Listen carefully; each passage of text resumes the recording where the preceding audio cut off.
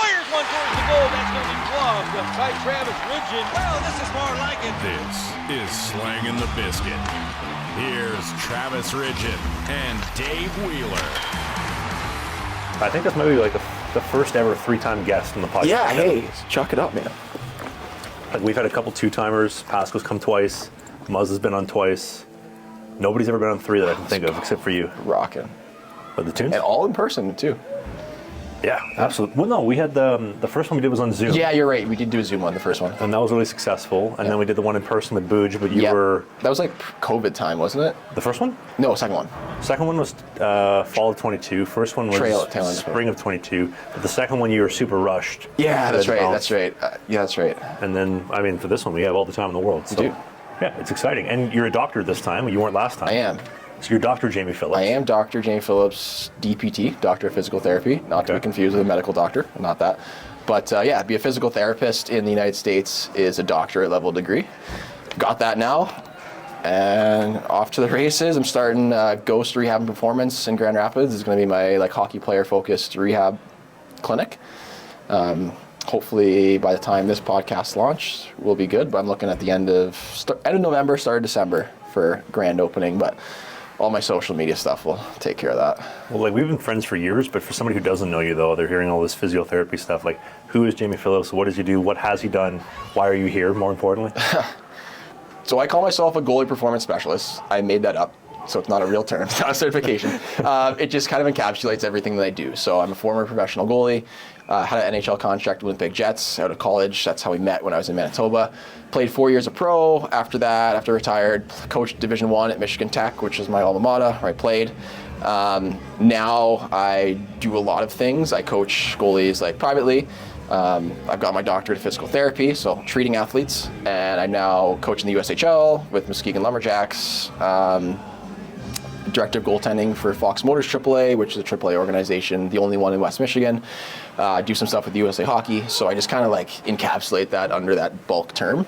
But I'm involved in hockey in different degrees. Oh, and I do a lot of social media stuff in terms of goalie education and goalie coaching, and so I do a lot. How old are you? 31. You feel 31? Some days, yes. Today, actually, it was one of the first days I woke up and didn't feel exhausted, so that was a good day, you know? What's the secret? Just, have your friends in town. But, no, it's good. 31 is nice. Kind of hitting I think now my life, and the life that I've tried to build post-career, everything's starting to come into place, especially finishing school. I got my master's when I was done, and then into my doctorate. So that's 4 extra years, finally finishing that up. So now things are I can start to set up, or start to take all the pieces that I've been building and start to put them together, and then hopefully, be able to live my normal goalie coaching and PT life here. Where do you want that to take you? Where do I want to take me? Yeah. That's a good question. I actually do think about this a lot. Honestly, I just enjoy what I get to do. I get to be involved in hockey in many different ways. I get to be on the ice. I get to be in the back room and the management side. As much as sometimes it sucks, I deal with parents, and I think that's important to help parents navigate. On the coaching side and doing remote training with guys and women all over Europe and all over the world and North America. That's pretty cool. And treating athletes. So my goal is just to be able to do everything that I want to do and continually do it at a higher level. Like we were talking before, if I could, I'd love to have my own videographer, recording all the content, and I wouldn't have to edit it myself. That would be great. For my PT clinic, eventually I'm gonna have to hire an admin person to do my scheduling and all that stuff. Slowly grow at scale, but I don't see my life looking any different. I'll just have a good team around me that's all on board doing, working in the same direction is kind of the end goal. When you tell me this stuff, it reminds me of a couple of years ago when we were having conversations about why don't you do goalie coaching, why don't you do something in hockey, and you were still at the point where you're burnt out from hockey. Yeah. You're maybe I don't hate this, but I definitely don't love this.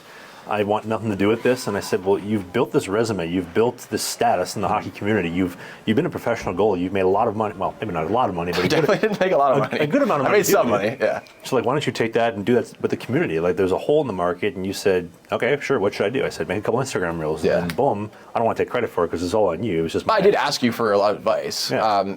I was super burnt out. I was super angry.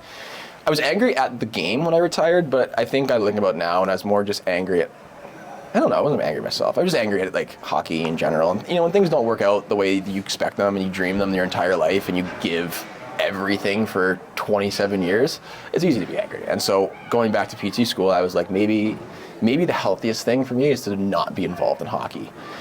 And then, you know, I took that position, getting my master's and goalie coaching. And then, you know, I was like, hey, like I do like this. And I coached goalies ever since I was 14 with Bouge and stuff. I was like, I do like this. This is good. And then, like you said, you know, found a hole in the market, especially on like the strength and training side and like the physio side. And then eventually it grew and grew and grew. And then I found the love that I had, like the same level of love I had for playing. I now have that for the coaching side, because like I care so deeply about my athletes, and I'm like, I want you to be as successful as possible. I want you to have the experiences and the opportunities I have.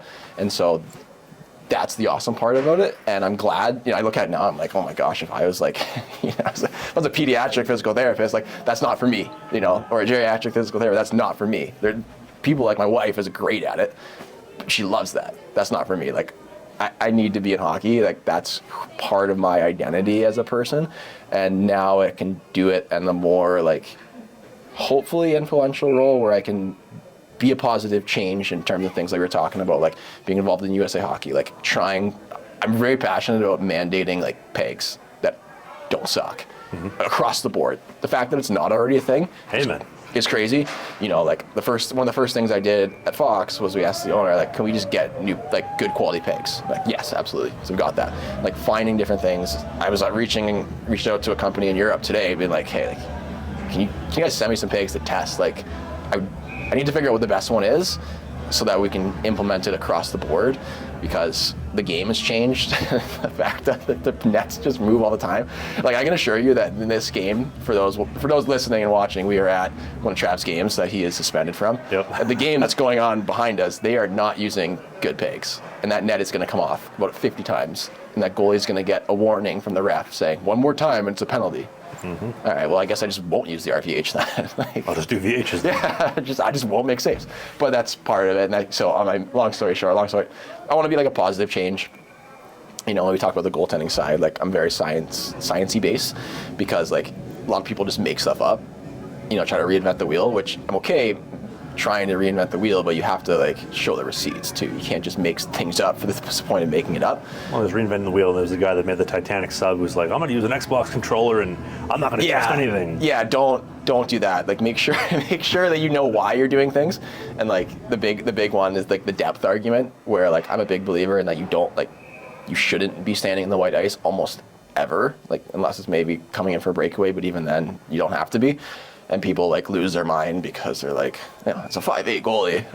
I can tell you that you're wrong. And they're like, well, no, you're entitled to your wrong opinion, of course, but here's the math. And I had a legitimate engineer crunch the numbers for me and show you why this works. And so the thing is the people that want to listen are the ones that do, and they're like, hey, I tried it and changed my game. And like, that's why I made this stuff. Because you, who I will never coach in person, changed their game because I made an Instagram video. That's pretty cool. So that's why, you know, I get to love what I do. Do you remember why you started becoming a goaltender, or what made you want to be a goalie? There's no like one thing. My older brother played hockey, like not at a high level. So like I was always put into goalie, but I just like always loved being a goalie. Like I liked stopping pucks. It wasn't like the gear. I do think the gear was sick, probably played a role, but I think in general, I just kind of like, What age? you know, sometimes you know. What age were you? I started when I was 12, like officially. I was a forward, and I was actually, for my small local town, shout out Caledonia, Ontario, I was pretty good. But like my dad was a crazy hockey dad, and so he burnt me out of that. And so I gave him an ultimatum, like, hey, either I become a goalie or I quit. And then he realized, he's like, okay, like I did too much. He's like, if you're going to do this, this is your own thing. We're going to get you all the coaches and stuff you need, and I'm not going to say a single word.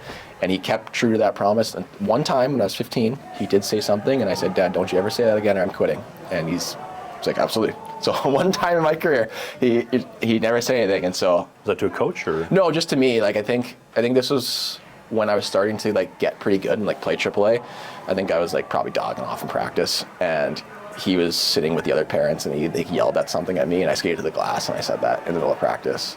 because like for me, like being a goalie was like, it's like, you know, and you probably felt it, like, you know, like sometimes you just don't know why you do things. You're just like, this is right. Yep. This is right. And that's what it was for me. Like it was the first thing outside of like my parents and my family that I knew like this is what love feels like. Like this is what love is. Like if you can like put this in a bottle, it's the feeling every time I step on the ice in my gear.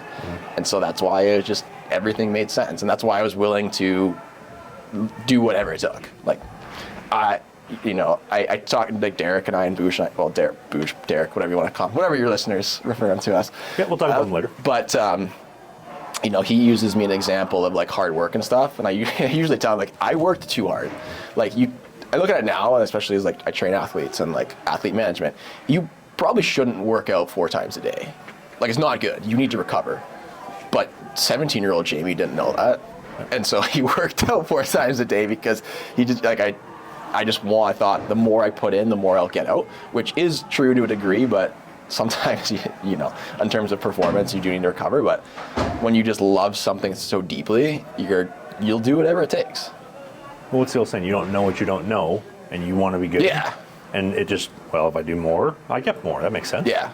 But that's where good role models and good mentorship comes in. Yeah, you do need that. I did have some, but even still, like the goalie training world is still, well, that point was, I don't say novel, but still very like archaic in a sense. Mm-hmm. It's getting better because there are some good people out there, but it was like really archaic and like the type of training and like you needed to like grind.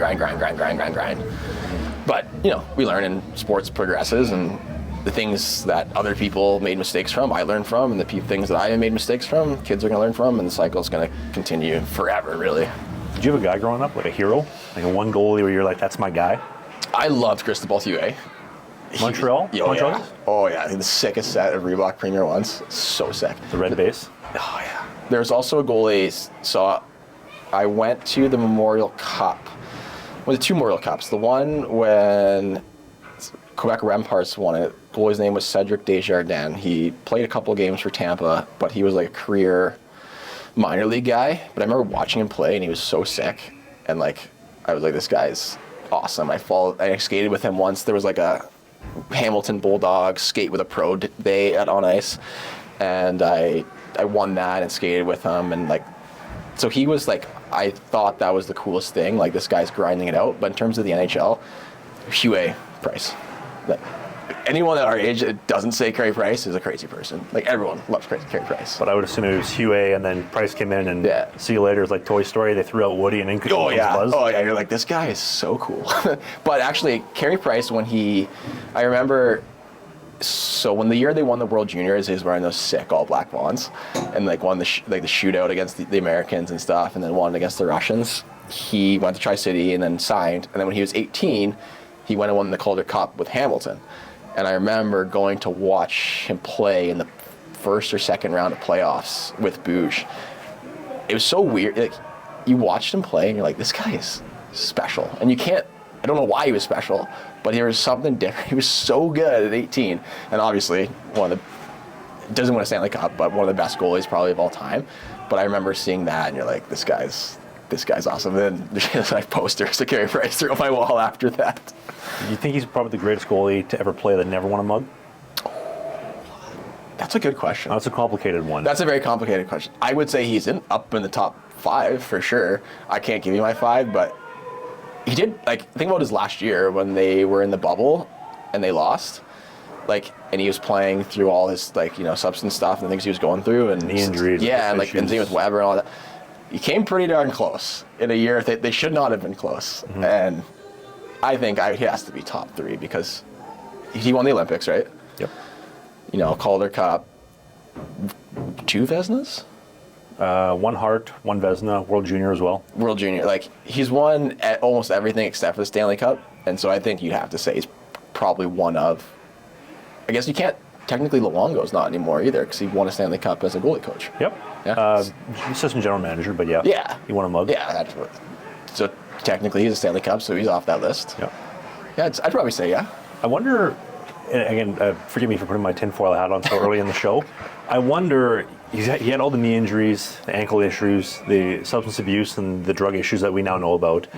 I wonder if he knew that it was coming to the end of his career, and he's getting juiced up so that he can play through this last playoff run, and he just said, enough is enough. I'm throwing the team on my back, and we're going to go. Let's go, boys.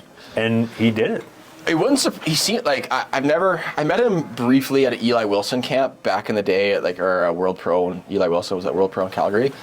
But he seemed like the kind of guy, like from the outside looking in, that would be able to be like, all right, we're like, the Marc Messier, like call your win. He seems like the kind of guy that would be like, there's a few goalies out there that can do that, and it seems like he's one of them that be like, all right, I'm doing this, which is pretty cool to say. Like, can you imagine just being like, yeah, we're winning. Like, we're just gonna win. I'm not gonna get scored on. Like, everyone comes out with that confidence, but to like truly believe it and do that, that's pretty. That's next level stuff. Are there any other goalies you can think of that had that power? Lundqvist probably. I'd say Lundqvist. He was like 9-0-1 in Game 7s. He probably I'd put up there too as one of the best goalies that's never won one. Mm-hmm. Who do you have? To never win a mug or with that power? With that power. I'd say Johnny Quick. When he was on, he was on. There was no stopping him in 2012. I wouldn't even count it because he's won 2, 3 Stanley Cups. 2 mugs, yeah. Yeah, so like he just did it. Quick, yeah. He was one of those guys. I want to put Mike Smith up there too. I know that's a hot take. That's a hot take. It's a very hot take. That's a very hot take. But he went into the playoffs 2011 with Tampa. Rolison faltered. True. He came in, carried the mail until I think he got hurt. Then Rolison went back in. Boston wins the mug. He carried the Yotes to the playoffs up to Game 5 against the Kings in the conference final in 2012. Doesn't go in the playoffs again because of injury issues and just a poor team. And then he finally gets in with the Oilers. And he takes them all the way to the conference final. I know they got swept again by the Avalanche, but he was money when they needed him. I know he's underrated. Like, people give him a hard time, and like, again, you play in 2 Canadian markets. Like, people only really remember, like, unless you win a Stanley Cup, like, people are gonna remember like the negative things and how you didn't. Underrated for sure. I would say Vasilevsky, but he's won the mugs. He's won the mugs. I mean, like, he also did it. Like, there was those back-to-back cups where he was just so good. Like, he probably just woke up every day and was just like, we're just going to win the Stanley Cup today. Bobrovsky, last year. Lately, yeah, which is so weird. 2 years, even 2 years in a row. Well, 34, 35, 36, end of most guys' career, because we know most guys don't play pro past 30. I know you have some exceptions, but he just turned it on, and then the best goalie in the world right now? I've heard, I've never met him. I've heard that he is one of the craziest hardworking goalies. Like, brings his road, like his cycling road bike with him, and like, he's a machine. And, we don't really know much about him, though. Pretty secret. We don't know. We as someone who is involved in goalie development at the local and national levels to a degree, we don't know a lot about what's going on in Russian goaltending. We try. It's actually, I interviewed a guy in my podcast who's from Russia. He coaches at Aquinas, and the main thing, I was like, so what's the difference? He's like, well, he said the difference is you either play well or you don't eat. I was like, well, yeah, you're probably gonna get some good goalies if that's like if you need that struggle. And like it's funny when you look at like athletic development in any sport, you need to have a struggle at some point to be a high level player for the most part. I guess if you're Connor McDavid, like, sure, he's had struggles, but like, you're just significantly, you're just so much better than everyone else that like it doesn't really matter. But for normal people that are playing a sport, you need to have a struggle in order to overcome. Just like you break down your muscle to grow it, you need to have something to overcome, and you need that struggle to succeed. And you weed out people that can't handle that struggle, like everything in sports and in life. Survival of the fittest, so to say. But I'm sure there's a lot less high maintenance athletes in Russia than there are in North America. Yep. But again, it also comes in waves, because there was French goalies, there was Finnish goalies, Western Canada goalies, Swedish goalies, Russian goalies. I'm sure something else is going to come in. Feels like we're in the midst of a U.S. development right now with goalie-wise. So I guess I say we because I do work with USA Hockey, which is weird because I'm not, I guess I'm sort of American, not an American citizen, but I meant we as in like us as like we consume goaltending. We are in the middle of a American we are. version. I think yes. It's weird how to define it. Like, my buddy Ben, who's like a statistician, is really good at like this stuff. We often think of like the goalie like powers if there is like one or two very dominant goalies. Like right now, there still are, the majority of starters are Canadian, I believe. Canadian American overall. Yep. But we don't have the Carey Price, the stud. Like that's why that's why when you watch TSN, like everyone's like, Hockey Canada is going like crazy. Who are they going to have for the the Four Nations? Skinner, Montembeault, Binnington. Like those are all NHL starting goalies. Like those are all good goalies. And champions. Like one Stanley Cup, one just lost the Stanley Cup. Montembeault right now, as of now, is playing pretty solid. Aiden Hill as well. Aiden Hill, Yep. Stanley Cup champion, playing really like good hockey starters. But they just don't have that like that necessary like it factor that like that Brodeur had, that Waugh had, that Price had. And so that's why everyone's like, Canada goaltending's broken. Or it's kind of not. I mean, it's broken in sense in terms of like registrations are down across the board in North America. Goalie registrations down. Like I'd say that's going to be an issue long term. Like in 20 years, that's going to be a problem. But you got Hellebuck, so good. Ottinger, pretty good. You got Swayman, also pretty good. Imagine telling one of those, well, two of those three, you're scratched for game one of the Crazy. Four Nations face-offs. Yeah, and so like USA is doing things well, and I think a lot of it too, it's a numbers game too. Like America has a lot of people, and hockey is growing. So more people are going to play, you're going to have a better percentage of athletes, and the more money that's put into the sport, the better it develops, and it comes in circle. Where Canada, like obviously we bleed hockey. We only have, like 30, it's like almost 40 million people now? We're over 40 million. Yeah, like 40 million people compared to like almost 400 million in the United States, or 350 million. It's a huge difference. You're going to have, that's why like America in terms of overall talent will probably outpace the United States, or Canada in hockey because of just numbers. Canada will always have top talent. America will probably just have more talent. But then you look at like Finland and Sweden that have not very many people and have a lot of talent. So it's like, what are they doing different? And then, to the credit of like a lot of people in USA Hockey and Hockey Canada, it's like there's a lot of research that goes on. They try to collaborate and they try to figure out what works. And a lot of things that they do in Europe would never work here because different systems. But we can at least try, or at least learn from them ideally.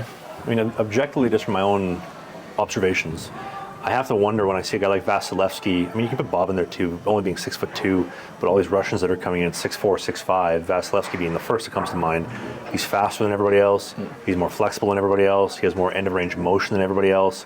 He's quicker than everybody else. Everything he does is better than everybody else in that 6'5", 6. Well, I think he started in, they were calling him like 6'6". Now they have him down to like 6'4", but I usually call him 6'6". But what is going on where he's that dominant in every aspect? Yeah, it's like basketball. I mean, like look at NBA players. They are 6'9" and incredible athletes. So your hockey and the way the goaltending is going, and the future of goaltending, the way I see it, is that we are just going to push more tall kids to be goalies because we know that taller goalies take up more space and all this stuff. There's advantages of being tall. Sorry, small goalies. It's the reality. There are advantages of being tall. And then when you get a lot of tall goalies, you're going to get a lot of really good athletes. You're going to have some bad athletes, but you're going to have some bad athletes that are small kids too.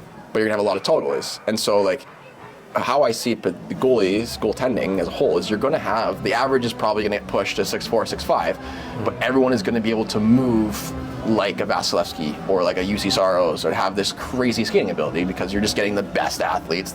There's 32 NHL teams? Yep. 32? 32 or 33? 32. So you're going to get the best 64 athletic freaks in the world that are also super tall that are playing goalies. Like, the days of the short kid, the chubby kid with asthma getting pushed in the net because there's nowhere else for them to be, that's not going to happen. We're just going to, even I do it too. Like, I just see, the let's play hockey thing. If there's a tall kid on there, I'm like, hey, you should be a goalie. You're going to, it's the way it is. And as someone who does, I work with a lot of small kids, and I work with children, so I'm not always working with 30-year-olds, but I'm working with children, and they're small, and I learn how to coach and how to adjust the games for smaller goalies. Derek says it the best is we have this mindset that it's NHL or bust. If you're 5'8", you're probably not going to play in the NHL. Sure, doesn't mean you can't. Doesn't mean you're not going to play Junior A. Doesn't mean you're not going to play NCAA D1. Doesn't mean you're not going to go to Europe and make six figures. Which you did. But people, I didn't make Europe 6 figures in Europe. I wish I did though. But I was also 6'4". But we're both very tall, by the way, for those yeah, wondering. we're pretty tall. I think Travis, you are taller than me. But we're 6'4" and 6'5", so we're very biased. that's pretty good. But yeah, not a big deal. But we're so set that it, like, what is the NHL doing? What is the NHL doing? What is the NHL doing? Instead of just being like, how can I be the best goalie that I can be? And very few people are going to make the NHL, regardless of their height. So how far can you take your game? You know, there's Blake Piela, one of my goalies from Tech. Yep. He'll be a nice guy. I'll say he's 5'11". He's probably not. He's doing really well in the second league in Sweden. He's probably, if he keeps it up, going to get promoted and go to the first league in Sweden and have a good career as long as he wants. Yeah, but is he going to play in the NHL? No. If he can support his family and love the game and play for till he's 40, that's pretty good to me. But instead, you know, like, everyone is so like, woe is me when they're short. Why do I even bother? Like, you know how many DMs I get from kids are like, why should I even bother? I'm like, yes, you should bother. Okay, you're not 6'4", but that means you just need to be a better skater. You just need to be better at tracking. You just need to be better at all these things to bridge the height gap, because you should for sure try. Because, you know, if you love hockey, this is what you want, you're willing to do whatever it takes, like, you are going to find a way, and if you're good, you will play at a high level at some point. Like, look, college goalies, there are small college goalies out there. Mm-hmm. Played against them, coached against them, watch college hockey all the time. They're small college goalies. And if you can get a full ride to NCAA Division I and not pay a penny for outrageously expensive post-secondary education, pretty good deal to me. A good pair of underwear to keep cool, compartmentalized. What a transition. Comfortable, especially if you're the goalie for the Ottawa Senators. You're going to be like, holy shit, we got no back checking tonight. I'm going to put my dick in my balls, my cannolis, my bocconcinis, and a nice pair of sheath underwear. Here's why. They have an incredible dual pouch technology. It's a separated compartment to put all your manly parts where they need to go, so they're not touching, sticking to the side of your leg. You don't have to like peel it off the side of your leg. It's compartmentalized, it's cool, it's comfortable with the bamboo mesh. And right now, sheath underwear, you go to the link in the video description. Use the code BISCUIT69. We changed it back to the old code, by the way. It's BIZKIT 69, BISCUIT69. We'll get you 20% off the greatest pair of underwear money has ever bought. And if you're tired of your father being disappointed in you like mine is, get a pair of sheath underwear and he will be proud of you once again. And ladies, there's stuff for you there too, so don't think that you're being shut out on this one. Well, if I can add too, like if the whole idea of why should I do this, should I even bother continuing? Well, of course, because you're going to go through a lot of adversity. You're going to go through trials and tribulations. Yeah. You're going to become a good man or a good woman. You said it super weird there. During your adversity. I was trying to make that flow. It didn't really work very well. But you're going to go through some stuff that's going to make you a good person, and you're going to go through hard times. You're going to get better, and you're going to use that to grow post-life, right? Like hockey's the measuring stick to life. So yeah, maybe you don't go to the show and make $7 million a year. Maybe you don't even go and make 6 figures, but you're going to become a good person in the process, and who you are in the process is the only thing you keep at the end of the day. The money will go away, the status will go away, the sweet setup that Cristobal Huey has, probably in some garage somewhere, but that'll go away. Someone's got that, and I want it. It'll all go away one day. Yeah. And the only thing you keep is the person that you are in the process. Yeah, sports is always like a metaphor for life, no matter what the sport is, and that's why, like, when I have kids, I really want them to play team sports too, because I think there's value in being able to like communicate and be a part of a team, like, you know, be a part of a work environment. There's a reason that like a lot of companies like want to hire former athletes because they're good team players. Yeah. You know, you're used to it. You spend your whole life communicating and adversity, and you know, instead of sending, you know, passive aggressive email to someone, you're used to going to someone's face and being like, you need to be better, and they're like, you need to be better. I will be better if you'll be better. Okay, let's be better. You know, that experience is important and translates to real life, and that, I think that gets lost because we professionalize kids too early, like big time, and it's getting worse and worse and worse with some of the changes that we're seeing in hockey, especially Hockey Canada. Like a lot of these outlaw leagues and all these things, like obviously there's gonna come with some bias in that for myself, but when we professionalize the children and we're trying to make them these little NHL players, we don't see the forest from the trees. And you don't understand, like, no matter how hard our parents or ourselves as coaches push kids, like, the ones that go on are going to go on because they're good and they're going to do all the right things and they're going to listen. But we can try to grind someone to the bone, and we're not going to turn them into a sweet hockey player. Like, some kids are naturally good hockey players, and then some are going to be average. And you know, if we can take those average players and make them pretty good, then that's like that's the pinnacle of coaching, really. Why don't we talk about your experience, though? Like, we're talking about all this stuff. Might as well start at the beginning for you. Yeah. I want to start with the OJHL. Like, you're going to go to junior. You're playing AAA hockey. You were drafted in the OHL, right, Sarnia? So I was drafted Sarnia, 4th round. I wanted to play in the O. I thought I was ready. Probably wasn't. But I said if I didn't sign as a 16-year-old and get my 5 years of education, then I wasn't going to do it. So what does that mean for those that don't know? So when you play in the OHL, there's different contracts, and you get, at the time it was for every year you played, you got like one basically full ride to a Canadian university.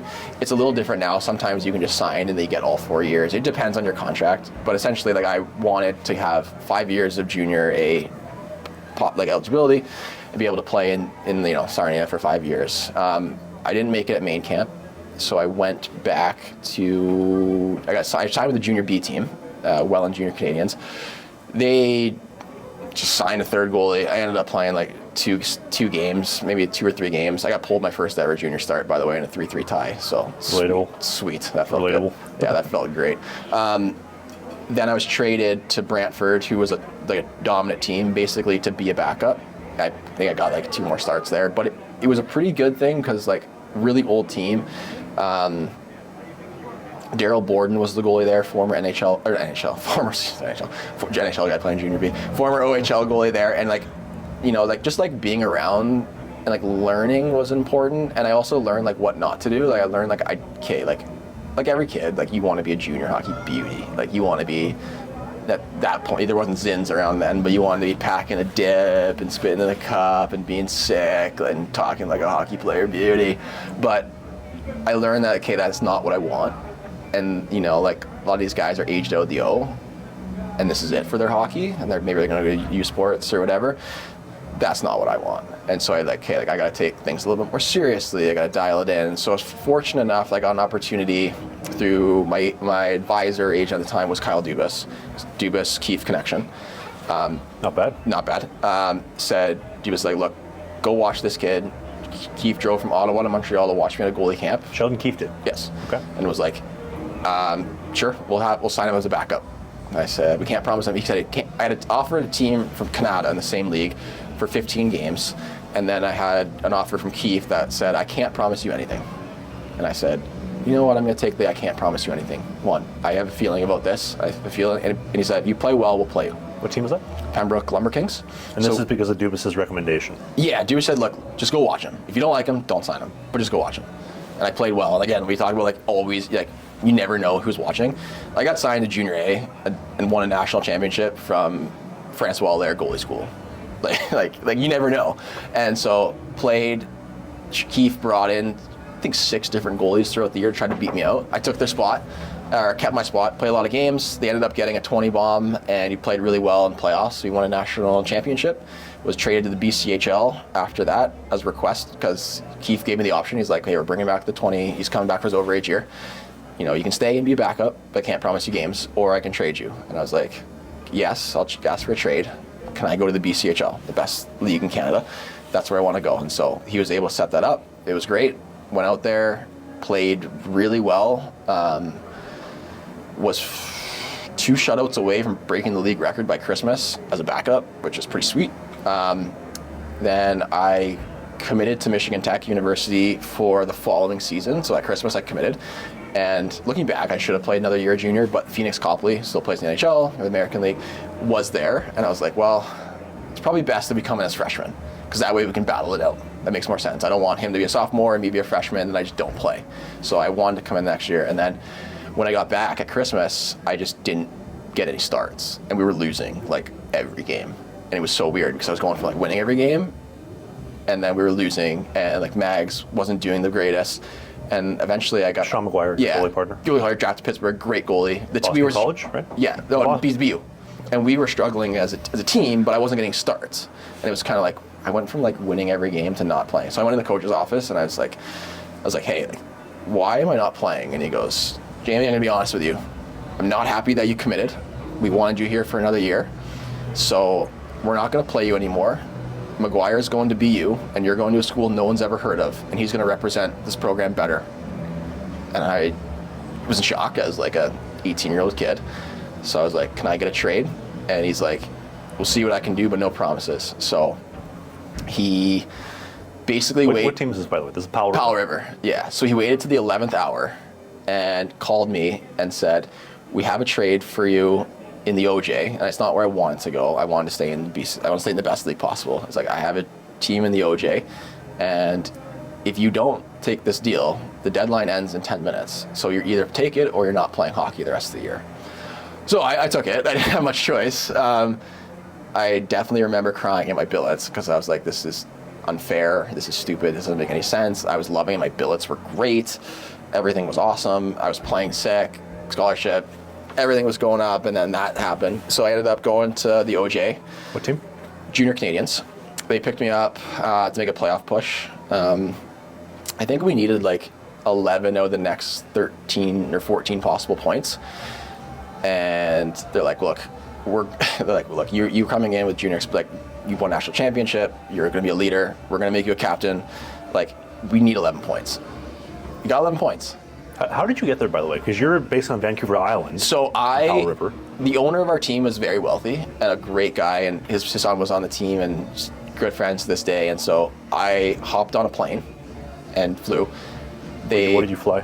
When did I fly? No, what did you fly? Like Powell River to... Oh, yeah, so like it would have been Powell... No, I drove my car to Vancouver, and the guy had I guess he has business in Vancouver, so one of his partners met me, grabbed my car, took my car with all my stuff in it to the train station, and they trained it, and then shipped it, and then I flew it on the plane immediately with my gear, because we had like a game the next day.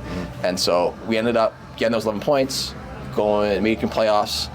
I think in playoffs, my playoff stats were outrageous. Like, I think I had like 3 goals against, but my save percentage was like .950.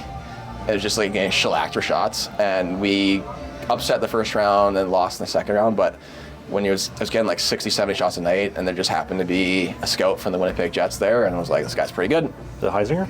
No, Zinger didn't really. He does the assistant GM. I can't remember who it was at the time, but they added me to the draft list, and that's how I was drafted as a kind of throwaway pick at the end of the last round, because Weren't you draft fourth round? 7th round, last round. So Hellebuck was the 4th round. Okay. Yeah, so definitely not Hellebuck. So I was kind of a throwaway pick, but still drafted, and out of a league that isn't necessarily super strong, just because some guy just happened to be there on a night I was playing really well. So for all those kids that, complain and don't take every game as serious, every practice as serious, like, you never know who's watching. And it just happened, drafted, went to college, did the thing, played college hockey, did really well in college hockey.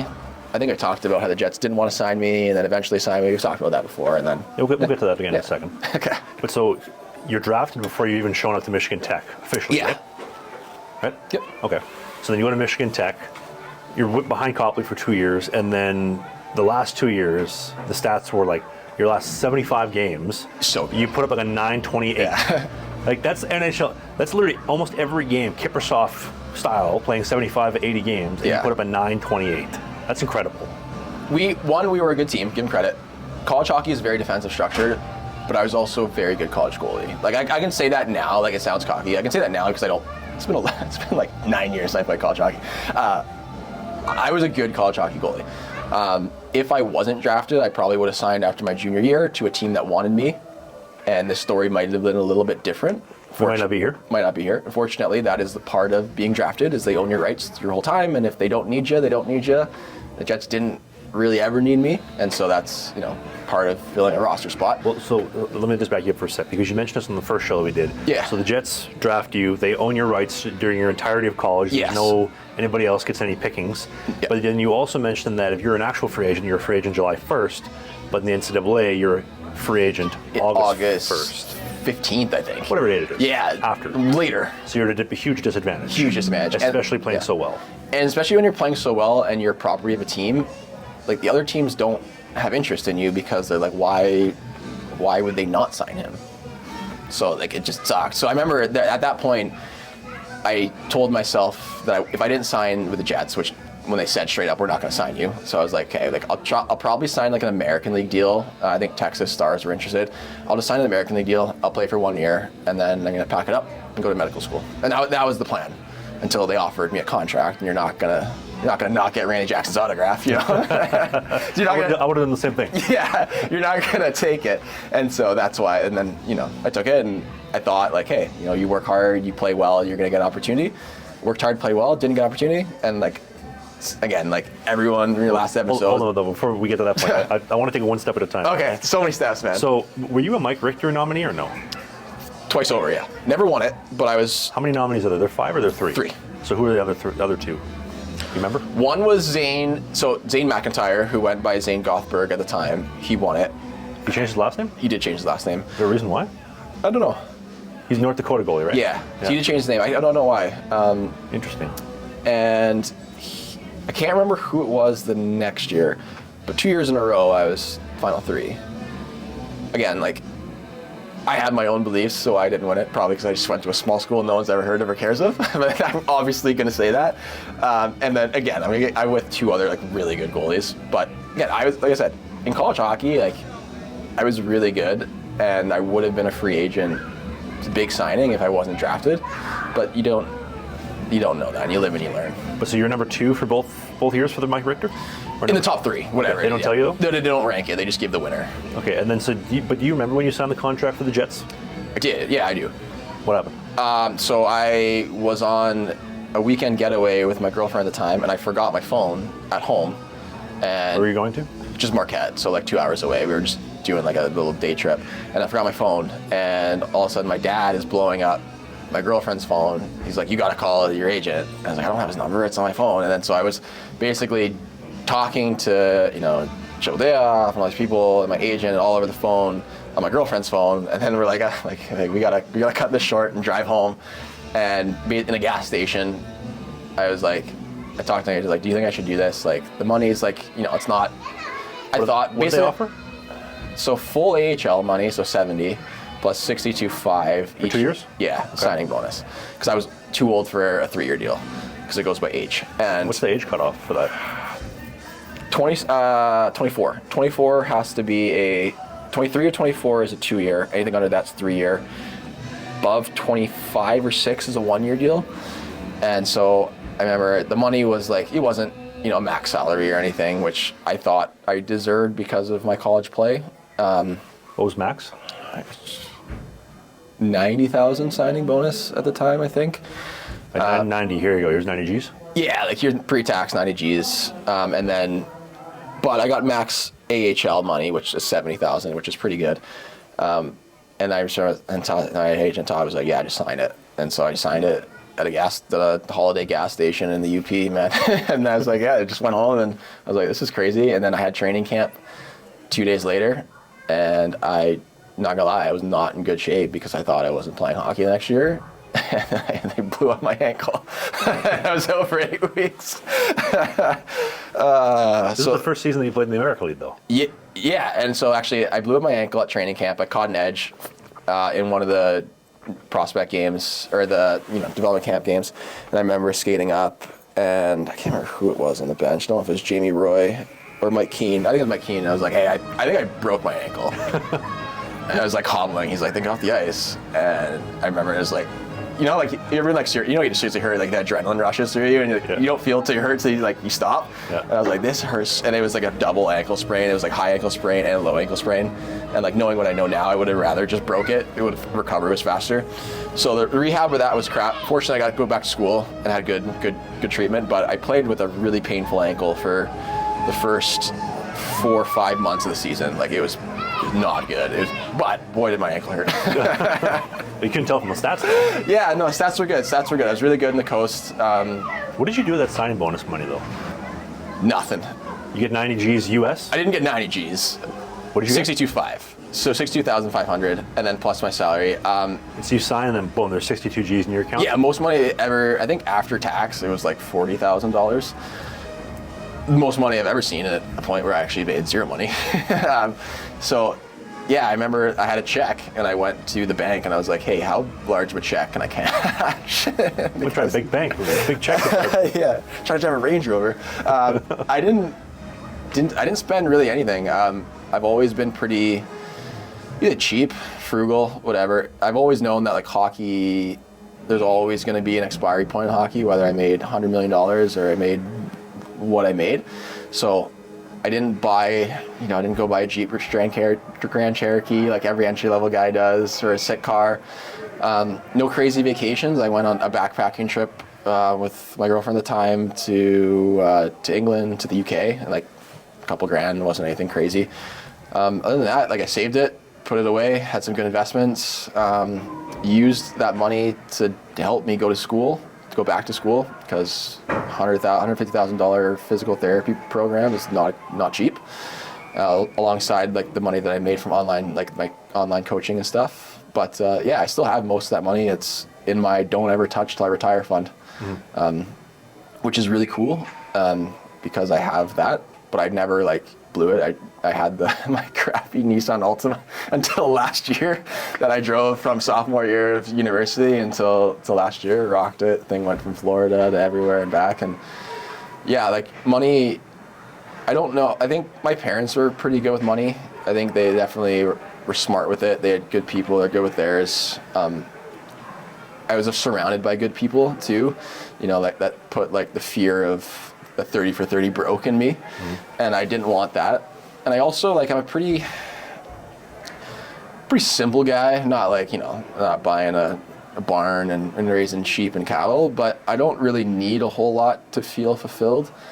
I get a lot of fulfillment from doing what I love, and that's like playing hockey. Well, it was playing hockey, coaching hockey, hanging out with my wife, drinking coffee at different coffee shops around the world, like that.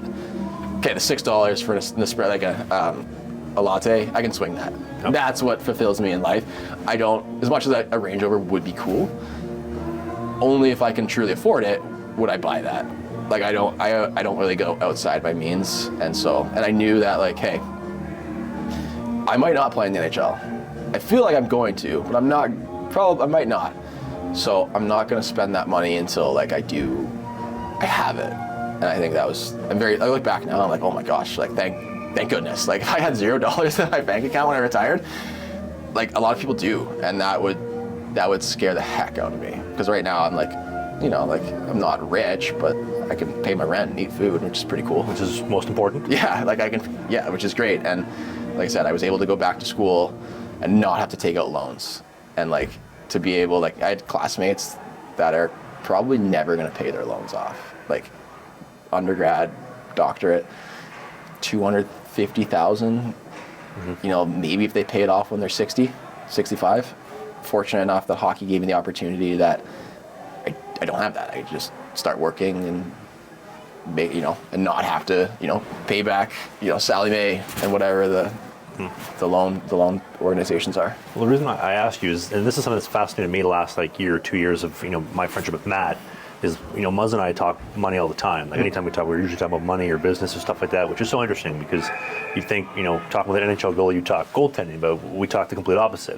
And taking that mentality of okay, well he's up here and he's gone up there, so what am I missing? There has to be, like, he knows something I don't, so I want to learn from him. And then, okay, well, if I'm learning from him, maybe I can learn from you, and I can learn from this guy, and I can learn from that guy. And who knows more? Like, I want to get closer to the money and to the success. So what do you know that I don't know to get me there is the mindset I like. What I know about money is 2 things. Don't buy dumb stuff. 3 things. Don't buy dumb stuff. Don't spend, and I'd classify that as don't spend outside your means.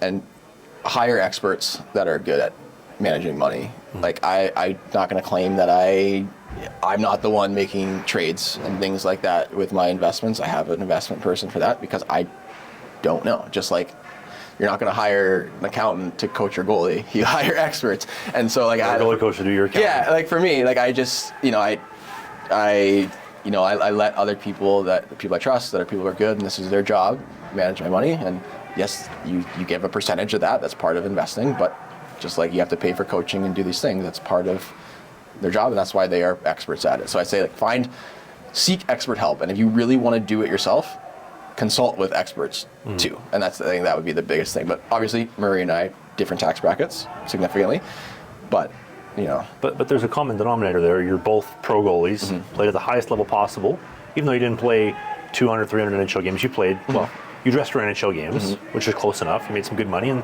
there's some common knowledge there. Yeah. So and remind me to get your financial investor guy's number after. Yeah. I'm curious to learn more. But you almost did play in the NHL. Like, so let's talk about that for a second. So you play 2 years in the American League. You throw up 908, 920 last year, if I'm not mistaken. You might be the only goalie in Moose history to ever throw up 1,000 save percentage and 0 goals against in the playoffs ever. It'll never be done again. Yeah, because I think I only played one period. And you made 20 saves. Yeah, they got shellacked against Grand Rapids. It's actually funny. So everything comes full circle. So we're recording in Grand Rapids. My last In a rental skate studio. In a rental skate studio, which is pretty good. Pretty good vibes. If you're on the video version, it looks sick. Vibes are good. But my last ever college hockey game was in Grand Rapids at Van Andel Arena. My last ever opponent in the American Hockey League, Grand Rapids Griffins. I now live in Grand Rapids.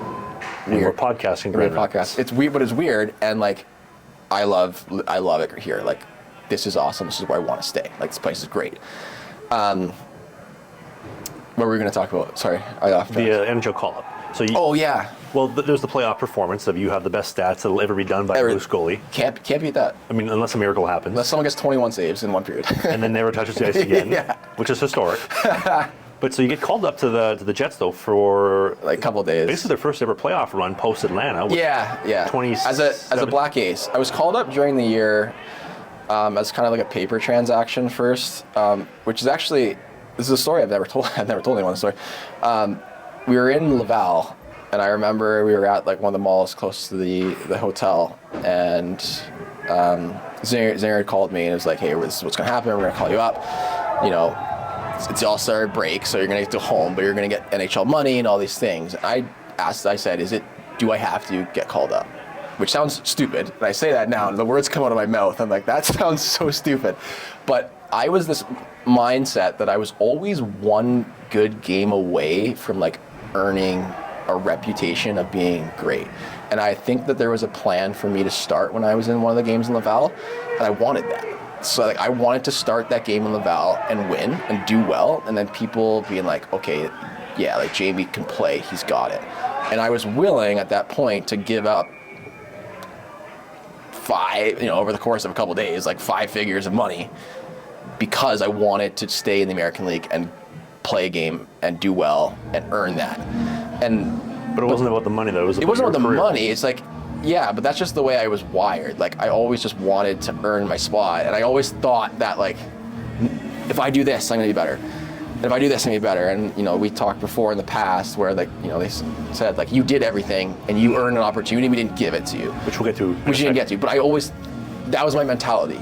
Like, that was the way I was wired, is I had to earn it. And you know, I look back and yeah, it's pretty cool. You know, I got some money and a little bit of money and a little bit more money than I would have made than if I stayed in the American League. But I also think like, maybe what if I did play that night, that Friday, and played well, and then I played that Saturday, and all of a sudden it's my job. That would never have happened. That you look at how hockey works, and that never would have happened in my situation. But I didn't know that, and I truly believe that I was that one game away. And that's a story I never told anyone before. Well, what do they say? Hindsight is 50-50? Yeah, something like that. But considering no, regular hindsight's vision 20/20. No, that's what I'm saying. Regular vision is 20/20. Hindsight is 50-50. Yeah, no, yeah, not great. But yeah, that was just the way that I was wired. That you get what you put in, and I got what I put in to the point where I got what I put in, and got me to the point where sometimes it doesn't matter what you put in to get the rest, if that makes sense. And that's just life, and with it. And well, your equation was A plus B equals C. You're controlling A, but what is B? Yeah, now you got to add in some brackets and exponents, and now you're talking about bedmas in the equation. There's a lot into it. You only have one number in the equation. Yeah, now you're dealing with letters and stuff. So it's, you know, you're not dealing with numbers but letters, and that's weird. But I think I actually can look in that moment and kind of like, hopefully someone sees this and listens to this and goes like, that's a cool mindset, because hopefully other people are willing to like sacrifice and grind for that opportunity, because that's all I wanted, was to earn it. Like, I just want to earn it. Mm-hmm. Just give me a start, let me play. Give me a start, let me play. We get called up again later in the season though for the playoffs. Yeah, like 14 times. So we'll get to the American League stuff and the East Coast stuff. But so you get called up for the Jets playoff run though. Black Ace. 2018. Yeah. So was it just you, or did Combs and Hutch get up to? No, just me. Just me until Steve Mason went down, and then they panicked and sent me down and called out Comrie. Oh shit! This guy's Like, oh no, we might have to play him. Let's get him out of here. That was actually so disappointing. I saw Mason go down in warm-ups in Minnesota, and I was like, oh yeah, like you never know. This is good. You never know. And then immediately like, yeah, we're flying you back to Manitoba. We're bringing up comms. And I was like, oh crap. Hutchinson wasn't around at that point? No, maybe they did. Oh, they did. No, you're right. They brought up Hutch, and because Comms and I would have went to Manitoba for playoffs. You're right. They brought up Hutch to back up, and then it was Comms playing against Grand Rapids. I think it was like 2 out of 3 the first round, and then Comms got yanked. I had my legendary stat line, and then we went and then got shellacked in Grand Rapids. They were so good that year. Jimmy Howard was on the team that year. In the American League? Yeah. Because Peter Mrazek took his job. I remember that. It was last year. I played against Jimmy Howard, and my stats were better than him. So Not bad. You tell me. Hey, I messaged Jimmy Howard to come on the show. Yeah, if your sample size is really small and it's good, your stats look great. I told Jimmy, hey, come on the show. I never heard a response back, so you know whose side I'm on. But He's somewhere. I think he works with Little Caesars hockey. Yeah, I don't know. Maybe if I'm on the east side and I cross paths, I'll put your name out there. I'd love to have him on the show. Yeah, I'm sure he's got good stories. This is a non-mainstream, pro common sense hockey podcast. That's true. So, but do you remember the moment though when you got called up to be Black Ace? When you get the call? Yeah, it wasn't as illustrious because you're not you're still number 3. And again, I wanted to play in playoffs. Like, what if Comrie didn't play well? Now's my chance. Playoffs. Like, you ride the guy that's hot. I wanted to be the guy that was hot.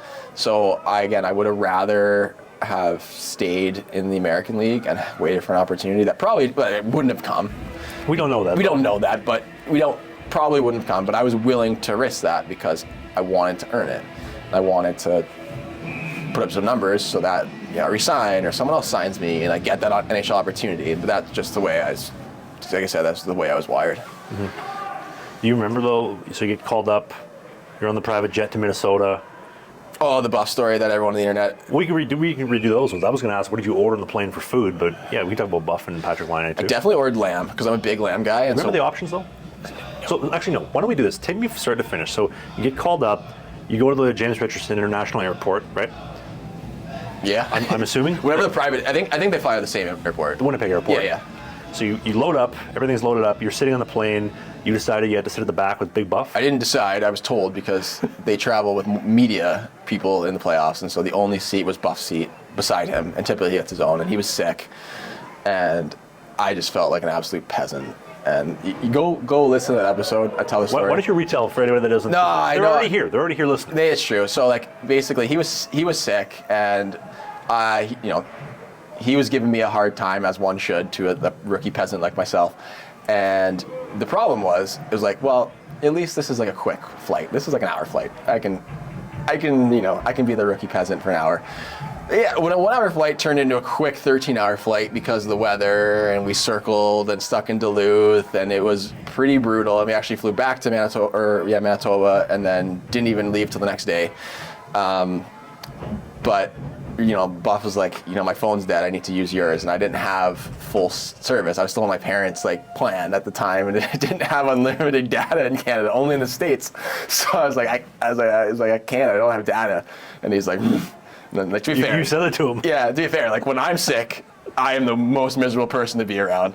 So I couldn't imagine him and then losing his seat, and him being he was a big jokester. Even me being around training camp and stuff for a little bit of time, jokester guy, and he's a big person, man, and he's a little intimidating. And so when he's joking but also an intimidating person, and you're me, and naturally I'm not super outgoing or get in your face kind of guy, I was intimidated. And yeah, some Winnipeg Jet fans thought that story is me making fun of Buff, and then that brings it to the Reddit thread that we talked about. There's a whole Winnipeg Jets Reddit about you for that. Yeah, for the show we did, which is sweet, man. It doesn't bother me, but it bothered my wife. So my wife, who we didn't meet when I was playing hockey, so she's not a hockey girl. Didn't live that life. She's not a hockey wife wag on TikTok. which is a whole other thing in itself. Don't get me started. Thank on goodness. the TikTok lives. I'm happy she's not. But we don't, we met in school, and so she doesn't. We don't I don't really talk to her about my hockey career unless it was like different things or we're around hockey people and the stories are flowing. I'll throw it out. And, I don't want to talk to her and be like, hey, babe. So there's this one time where I was in a hotel room in Nova Scotia, in Newfoundland, and I was debating between either playing or throwing myself out the window because I was so depressed. That's a weird thing. It's good to communicate with your wife, but also that's not coming up at the dinner table, and so it's funny because she came up to me and she's like, people at work were asking, because I told them that I used to play hockey, and she's like, I didn't really know much, and so I Googled you, and she's like, did you know there's this Reddit thing, and people are being really mean to you, and I was like, yeah, people say a lot of mean things because, for whatever reason, but that's just the way it goes, and it doesn't hurt me. I woken up and had thousands of tweets from people telling you how much you suck before you play a game. You get used to that. So it doesn't feel good, but you get used to it. I just felt bad for my wife because if I went on the internet and people were just ripping her apart, I would feel terrible. And so it kind of sucks. So I had to explain to her how a lot of things work, and I had to tell her a little bit more about different things and those experience. But yeah, for some reason that story just did not resonate with people. You could say one thing to Jets fans that saw that, they got upset, or they got upset about the Line story, where, again, this is a funny story. It's a funny story, and it's pigeon tossing myself, never them, because I was an absolute peasant. I get it, but it's just, those are the stories, and those are what they are. Buff just wanted to use your data to watch fishing. Yeah, and I just didn't want to pay $80, as someone who, self-admittedly is cheap, I didn't want to spend $80 on that. Actually, technically my dad would have, but my dad would have sent me an e-transfer request for it, so. Give Mr. Bufflin the data. Yeah, with hindsight, probably should have given Bufflin the data. Maybe he would have vouched for me to get a couple games, but Phillips kid is great. We should call him again. Great. Call him again. Yeah, but you live and learn. You got a raise of a couple $1,000s for going over on the call up, and he wanted $80 of data. I guess now that we break it down, idiot. But hindsight's 50. Hindsight is 50-50, as they say. Or on the same trip. Do you want to tell the Line story as well with the Louis Vuitton? It was on a different trip, but yeah, he put the bag. Patrick Line did. Patrick Line put his bag by me, and it was all black. Pretty sick, all black. I told you I bought the knockoff version. We'll get there in a second. I was yeah. And he put it beside me and he goes, 10K, don't touch, and sat down and started playing Fortnite. And I was like, come on, man. What am I what am I going to do? Take it? We're on the same bus. At the back of the bus with Buff? Yeah, no, I'm at the front of the bus, that's for sure. And then I bought that knockoff version, and I kept it in my room as a motivator later. Whenever I'd wake up, I'd be like, you're not being a peasant today. You're not going to get pigeon tossed like that again. To be fair, he got a hard time in Winnipeg. He wasn't a bad guy. And it's crazy. And the thing is too, is everyone that was really hard on him now is oh, we weren't so hard on him and stuff, because we found out he had, was going through a lot of things, and went to the program and substance abuse or whatever, and mental health things. And now everyone's oh. But before they knew that, boy, did they rip into him. Well, the people that said that too, I don't think they'd say it to his face. Yeah, but he wasn't a bad guy at all. And I thought he was quiet, did his thing, kept to himself. I thought it was pretty good. You were gonna say, do you have anything to say to the Jets fans that are mean to me? No, I don't care. Although the Winnipeg, despite not having the opportunities that I definitely deserve, that is a class act organization, 10 out of 10 organization. It sucks that people don't want to play there. I get it. It's the weather sucks in the winter. It's not great. But I'm born there. I'll attest to it. Yep, it's cold. Oh my God, they treat you so well. They treat you so well, and everyone in the organization, from the top all the way down to just think of the lowest position you could find. Great people, maybe just because they're Canadian Winnipeggers, but the culture is good. And even in Manitoba, you'd think you're getting treated like they would treat you in the NHL, and I love that. They paid a bunch of money. Would I like to have a little bit different communication between the coaching staff and myself as we played? Yeah, but it was great, and I loved it, and I'm very thankful for that. And so, You still make fun of me on the internet. I get it, but just remember that I'm the peasant here, and I'm not making fun of Buff because he beat me up. I never saw anybody talk about this, but you want to go off on the omelet bar? Yeah, so that's like, I use that as a metaphor for describing the different levels. In the East Coast Hockey League, you do not get food. Some teams will give you food. I can tell you that you get treated better in the USHL than you do in the East Coast Hockey League. There's no omelet bars. There's maybe a granola bar if you're lucky, and that was from the visiting team leaving it from the last night's game. Then you get up to the American League, and you have like an omelet chef that comes in, and you get, it's like a hotel one. You get like, This is in MTS Center. Yeah, or Canada Life Center. Yeah, no, it would be that, or it'd be at the Sportsplex practice rink. You get your little bit of ham, a little bit of cheese, green pepper. But hold on, paint me a picture though. So you turn up at 7 a.m., 8 a.m. Something like that. Yeah. So you turn up. You go into the rink, get your stuff on, and then there's the chef? No, you come in to put your gitch on, and there's a chef, and you eat, and you watch your video and stuff, and you shoot the shit and have coffee, and then that's your breakfast, and there's like oatmeal, some cereal, this typical stuff. But difference outside of some teams is like, instead of just oatmeal and cereal, you get like a omelet chef from, I think there was a culinary school that they work in combination with. And yeah, it's just the simple stuff like eggs, cheese, green peppers, some mushrooms. Boom. For me, like, I'm a simple guy. Like, that's great. Give me 2. Give me 14 of these right now. So you're going from barely a granola bar, you get the ham omelet and whatnot, the mousse, but then what are you getting with the Jets? You're getting like grass-fed beef, bacon. Like, you go from 4 omelet things to like probably 20. I don't know like the specific things, but it's like literally different types of cheese. You're not just getting shredded cheese. You're getting like your Gouda, your Swiss, and it's like. But again, that's part of being at the next level is you get that stuff. Like in the NFL and Major League Baseball, they get even more because they have more money. But like seeing that, you're like, that is the next step. And so I use that, the food, the omelet bar as my metaphor for like, you don't want to be down here. You want to be eating the grass-fed beef omelet, and you don't want to be having the chewy granola bar for breakfast because you can't pay your rent or your gas bill playing in the East Coast League. So when you're up in Winnipeg though, like what are you seeing from Helly? Because I know you basically were in the system with him all the way through, and then he's stolen the job. He stole it from Steve Mason, nominated for the Vezina. He's starting for game 1 of the playoffs. You've seen him through and through. What did you notice from him? What makes him so special? It's hard. He doesn't get any like FaceTime or publicity. I've even asked him to come on my pod, and he doesn't. You had him on your pod. You talked about fishing though. Very briefly, but he didn't want to talk about hockey, which put it to his credit. He obviously understated. He's a very good goalie, Vezina winner. Twice. He has that same, as the kids would say, aura around him about that we talked about earlier, or like the Carey Price, but it's not in this loud confidence. It's in this quiet confidence. Like he keeps to himself. I think he's got a child now.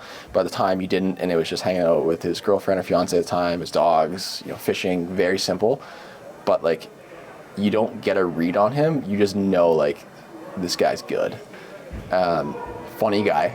Really? He's funny. He doesn't seem like he's a funny guy. He's funny. He's a funny guy, and that's the thing. It sucks that you don't get to see that side of him, like how like other NHL players are more out there, because he's a funny guy. Is there anything that comes to mind, like funny wise, like something funny he said or did that stands out in your memory?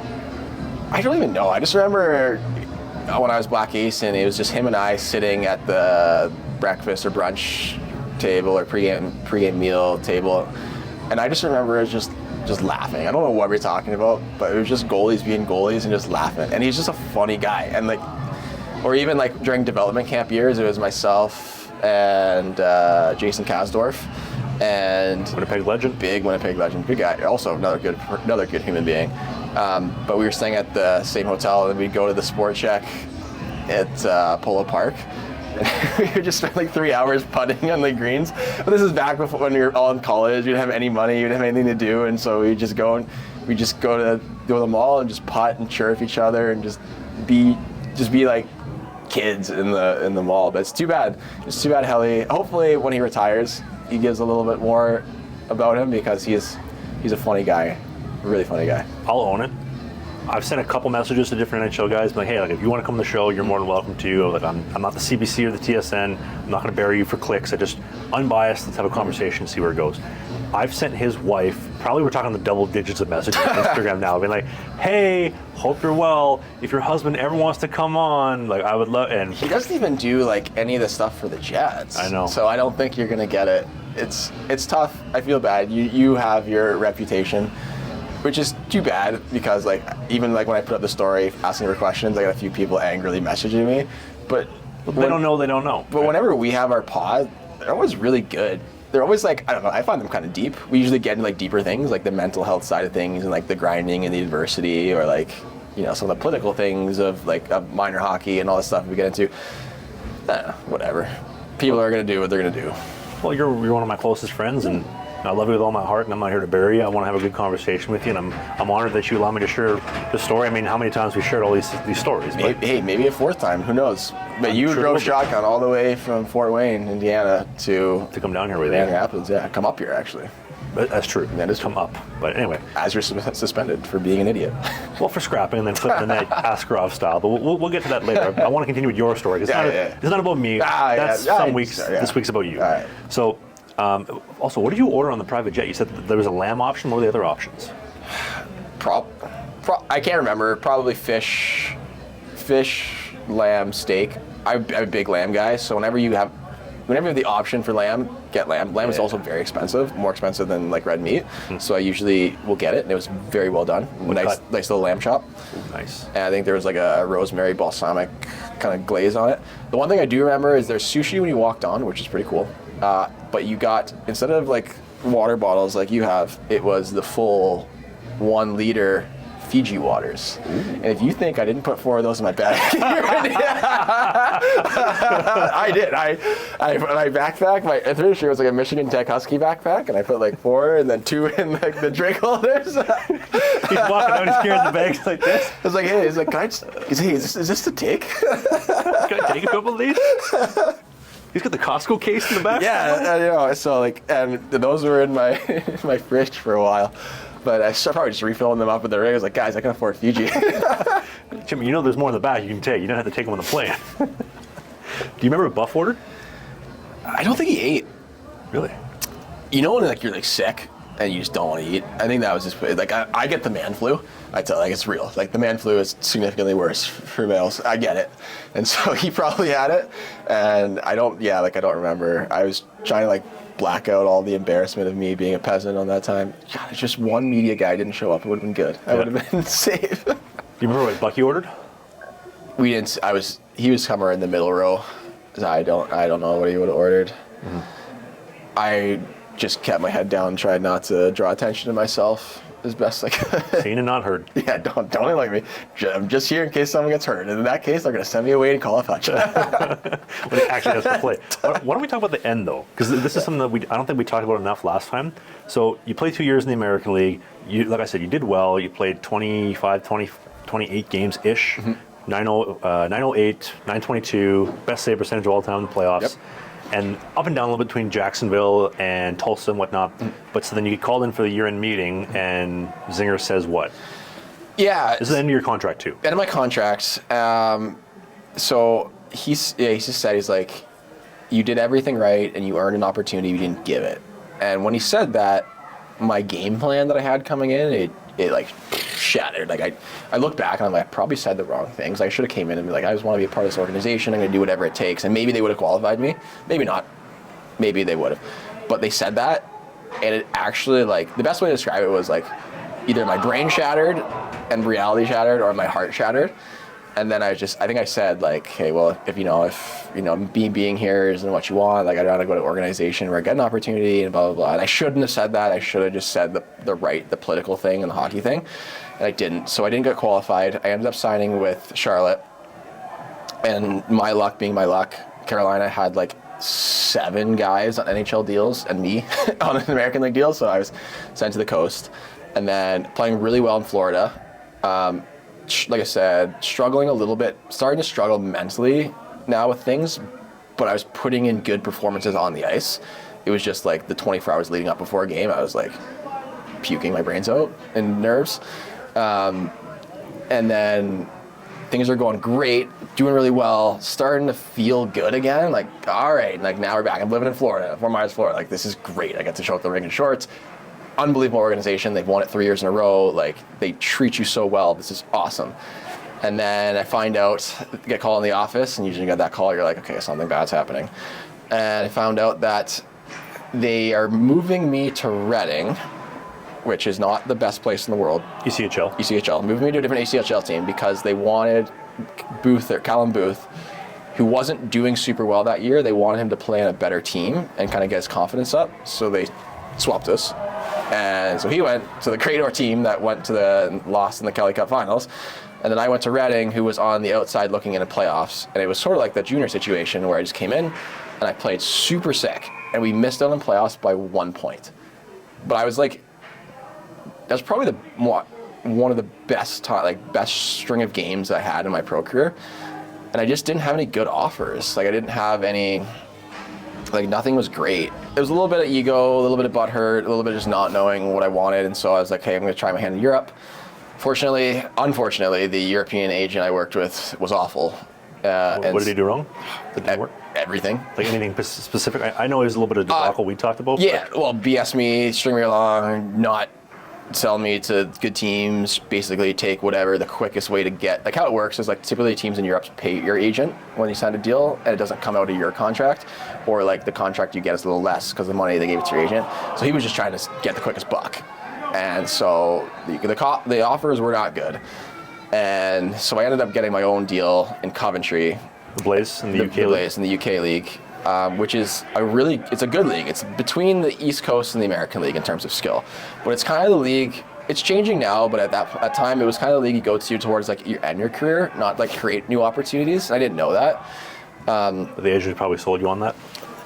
No, the agent had nothing. Well, the agent didn't do anything. He tried to take credit for that contract, but it was actually David Brohl, who played former Leaf player, who was on the team with me, recommended me to their coach, Danny Stewart, his buddies with my co-host Wheeler. Yeah. And so I got that. I created that deal, and then playing okay. Our team was not good, and we were going through like a tough string of games, and then I ended up getting released from there after a 3-game win streak, mind you, which is stupid, but 3-game win, they just released me and they're like, we don't, you're not going a separate way. I was the highest paid player on the team, it is what it is. And I got my little stick shift, wrong-sided car, called my dad, and it was like, Dad, I'm donezos. Done. Was this before or after the gear issue? This was at the same time. Them not letting me try it. Can we explain this? So they release you. They released me, and I had all this custom gear like built for me, and they're like, "You're not taking it." They're like, and I was like, "Why not?" They're like, "Well, we're just assuming you're not going to play hockey again." I was like, "All right," so a weird thing to assume. So I had to like negotiate with it, and the problem was the owner and GM were too. Oh yeah, that's whatever. I don't care. They were being too much of a cowards to come in and negotiate in my face. So Coach Stewart would talk to me and then go back and then come in. He was playing the middleman. They're like, okay, we can give you your pads, but not your chest protector, and we can give you one glove, but not this. And I bought anchor pegs for myself and the whole so to use in games. They're like, okay, since you bought the pegs, we can maybe give you your skates.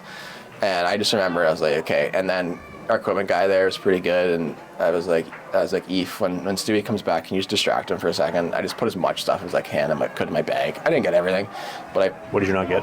Didn't get a chest protector. I didn't get pants. You got the mask though? No, didn't get the mask. That's the only mask in my career I don't have. I'm very curious of where that ended up, because I would buy it. I would pay a lot for it, whoever has it. Why don't we turn this into a little clip? If you have Jamie's mask from playing the Coventry Blaze. It's a Peaky Blinders mask. Can't miss it. Tommy Shelby's on one side, Blaze logo. Throw a picture on the screen too. Yeah, I should have a picture. And then the back plate, you have like my mom's cancer ribbon, like a lot of meaningful stuff.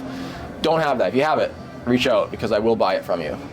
But so the team doesn't let you take the chest, the pants, and the bucket. Everything else you got? Everything else, I stole the skates. So, but you talked to the EQ, and while to distract them a little bit, and you threw the skates in there. I threw the skates in there, so I got the skates. Which is so scummy of them to just do that. It is scummy, and so I didn't know what to do. And so my girlfriend at the time was supposed to fly in, so it was right around Christmas. Had to cancel her trip. Wasn't able to get it refunded. Sweet, thanks. How much was it? It was like $2,000 on the flight. So you lost $2,000 to cancel? Oh yeah, I lost $2,000 to cancel. I didn't know if I should just stay in Europe because I wanted to like resign somewhere in Europe. If I should just stay or go home. And then I was like, I just don't want to be here. I need to leave. And so I went back home. Didn't really have much. Got a new agent, European agent. Also, I realized how horrible mine was because the new one got me a lot of offers very quickly. I'm like, this is how it's supposed to work. Like, and also, the old agent shouldn't have you in a position where you're having to negotiate to get your sticks back and your pads back.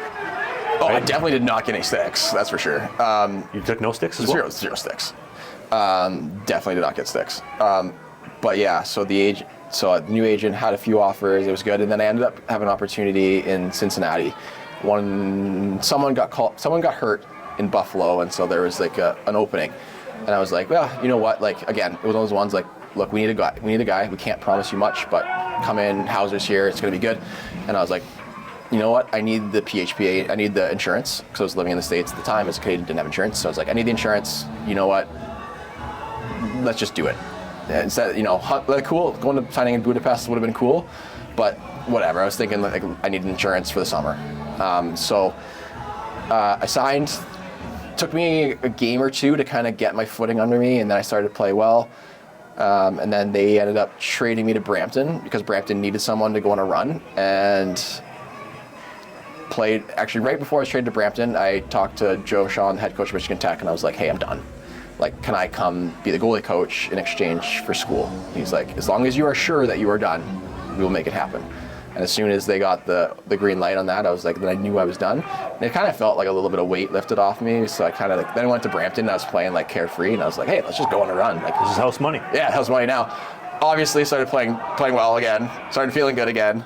And then obviously the pandemic happened and it shut it down, which is like, just like the story of my career. Like, something always goes wrong, And so that was disappointing that it ended because I was starting to feel good. We had a really good group of guys, and I feel like we could have probably went pretty deep, and it would have been nice. But coming full circle, I was able to play against Reading, my former team, beat them, and they were better than us and beat them, and like things were going well. But yeah, that's how it came to an end. And then like the pandemic happened, the shutdowns, and then as soon as my student visa came in the mail, I just drove over and started goalie coaching right away. And I was not mentally ready for it, but I needed to do it. Do you look back on anything that you wish you would have done differently or that you'd change?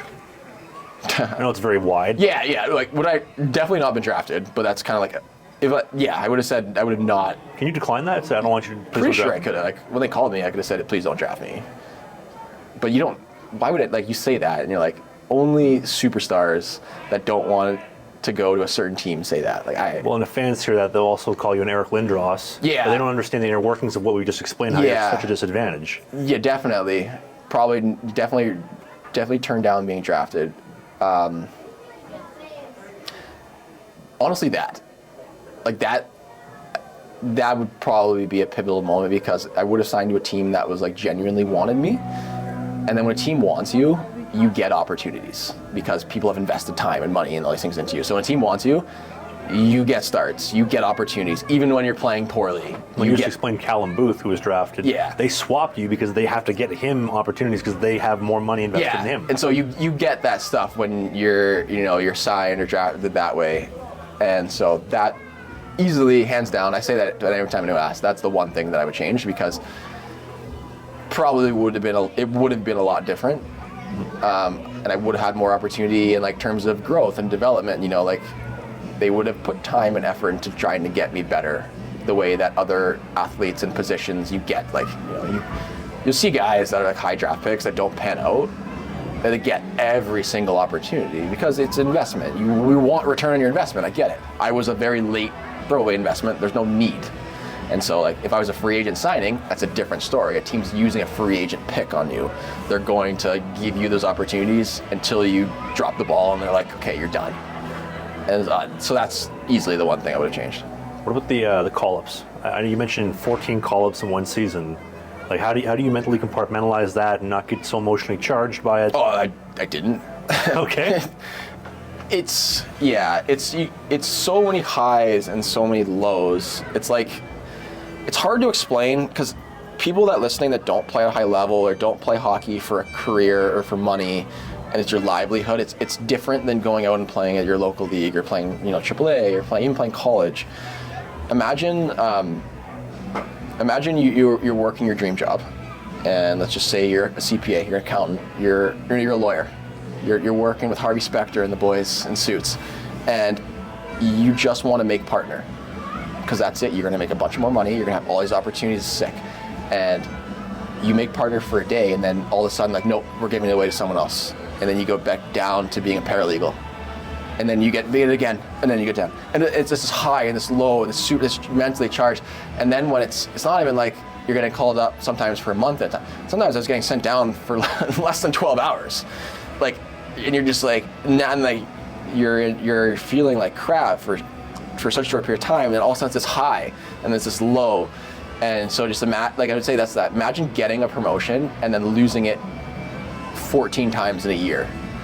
But then regaining it 14 times in a year. And then regaining it 14 times. So it's the high and the low. And then you're trying to plan a family. And then you're trying to play and be consistent and not think of these things and I lived in a hotel. I spent 9 months living in a hotel between those 2 years. Like, I lived at the Delta Center. Shout out the Delta Center downtown. Wasn't the Fairmont? No. No. Also, it's funny because like spitting chick, let's make Biz talks about it. Delta's way better. Delta's way better hotel. What does Biz talk about? The Fairmont, his experience there. I've never heard that story. Oh, you got to listen. What did he say about it? Just listen. It's not good.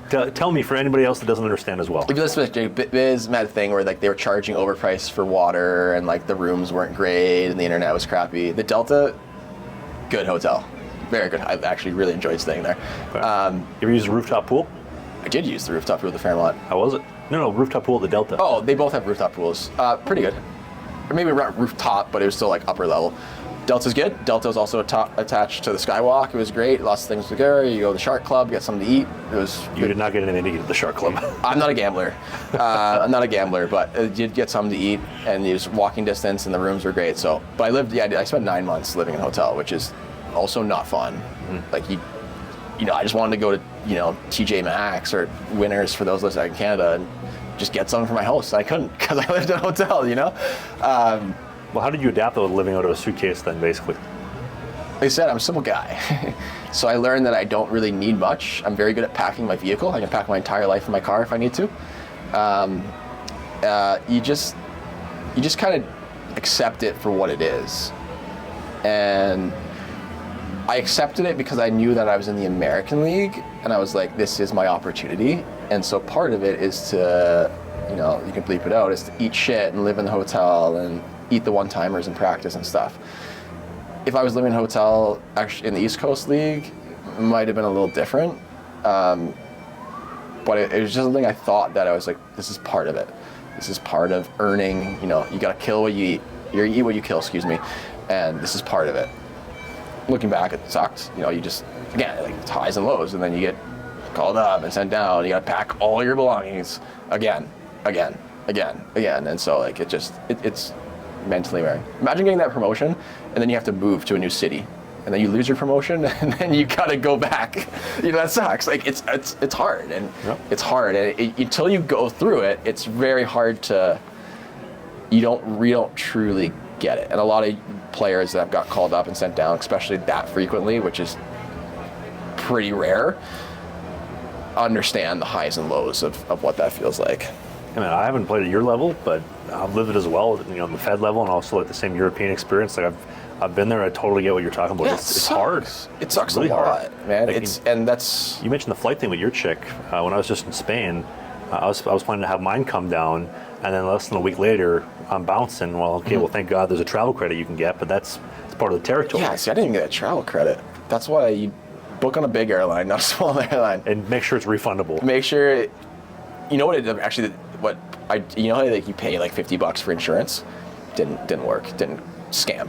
Yep. Scam me. Never doing that again. It's tough going through it. Even the travel. Like last year when I got traded from Watertown to Mississippi, and then I got to go meet the team in Wytheville, and then with a rental car, and then drop that off, get driven down to Mississippi, and then gas 2 weeks later, rental car back. Like, It's tough, dude. It's not easy. It's not for the weak-minded. But it seems like from what you're telling me, you're almost fit for it.